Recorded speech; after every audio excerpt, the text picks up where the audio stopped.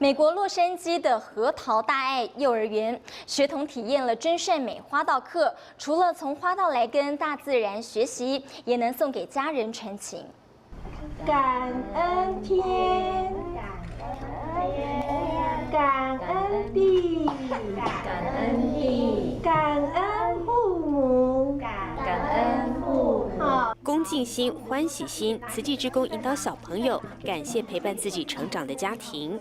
这个是我的爸爸，这个是我的妈妈，这个是我的对，你们都好棒哦。这个是我的姐姐，草地不是树哈。来，这个是我的阿嬷，树是这样子。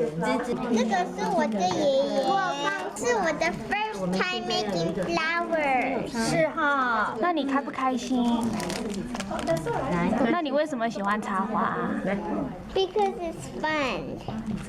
核桃大爱幼儿园为小朋友安排人生第一堂花道课，人人全神贯注。我完成了。My reflection on this is that it's a way to engage children in hands-on experiences with natural objects, and also just to be able to children experience another way of artistic way to incorporate the developmental stages.